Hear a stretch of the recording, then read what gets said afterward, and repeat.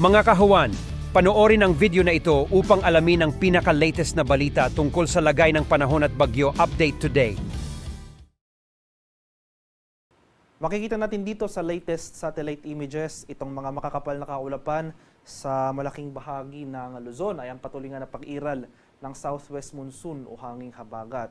At sa kasalukuyan, inaasahan natin na for the next 24 hours, magpapatuloy itong mataas sa tsansa ng mga kaulapan at mga kalat-kalat na pag-ulan na sinasamahan ng mga pagkulog at pagkidlat sa extreme northern Luzon o sa areas ng Batanes at Babuyan Islands. Dito naman sa Metro Manila at sa malaking bahagi pa ng ating bansa, inaasahan natin na mas unti-unti na mababawasan yung mga pag-ulan as compared sa mga pag-ulan na ating naranasan sa mga nakarang araw. So generally, fair weather conditions na ating inaasahan, mostly cloudy conditions ngayong umaga.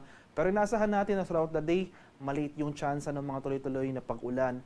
Pero andyan pa rin yung mga tsansa ng thunderstorms, especially nga sa hapon hanggang sa gabi. At sa kasalukuyan, may minomonitor rin tayong low pressure area sa labas ng ating Philippine Area of Responsibility. Nandito ito sa northeastern boundary ng ating PAR. Hindi naman natin ito inaasahang magiging isang ganap na bagyo sa mga susunod na araw at wala rin itong magiging epekto sa namang bahagi ng ating bansa. At sa kasalukuyan, may minomonitor rin tayo isa pang cloud cluster dito sa silangang bahagi ng Luzon sa loob naman ng ating PAR. So wala rin itong epekto sa ating bansa, ngunit patuloy natin itong minomonitor dahil posible nga itong maging low pressure area sa mga susunod na araw.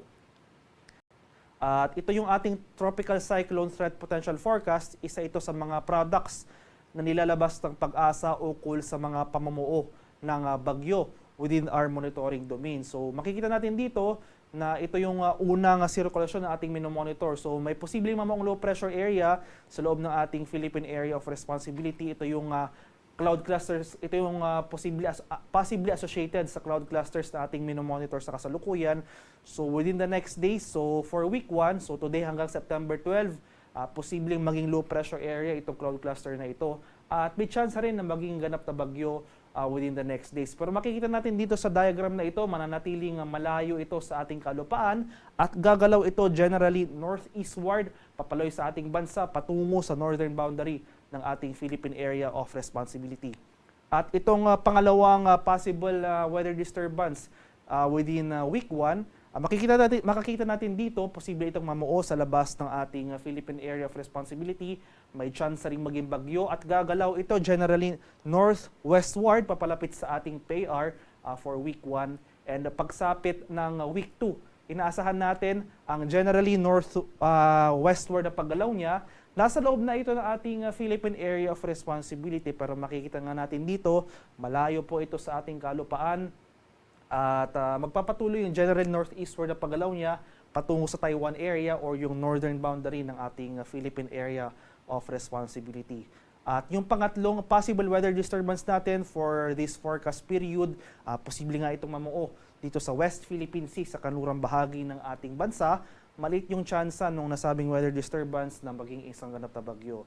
So for week 1 and week 2 or at least for the next 2 weeks, inaasahan natin na bagamat may mga posibleng sirkulasyon, may mga posibleng bagyong mamuo na pumasok ng ating PAR, mananatiling malayo yung track nito, yung galaw nito sa ating bansa. Pero kung meron significant changes sa ating forecast track scenario, ay umantabi tayo sa mga updates sa pinapalabas ng Pag-asa dahil itong Tropical Cyclone Threat Potential ay nire-release ng Pag-asa once a day. Para naman sa ating forecast weather conditions sa mga susunod na araw, itong ang cloud cluster sa loob ng ating Philippine Area of Responsibility, posibleng maging isang low pressure area sa mga susunod na araw. So kaakibat nito ang possible slight enhancement na ating southwest monsoon or hanging habagat in the next days. Samantala ito namang low pressure area sa labas ng ating PAR, hindi natin inaasahan maging bagyo at mananatiling malayo sa ating bansa at wala rin itong magiging epekto sa namang bahagi ng ating kapuluan. So starting tomorrow, araw ng Linggo, September 8, malaking bahagi ng ating bansa magpapatuloy or makakaranas tayo ng fair weather conditions, improving conditions dito sa areas ng Batanes at Babuyan Islands. Gayun pa man, posible pa rin yung mga tsansa nung mga thunderstorm activity natin, especially sa late afternoon to evening.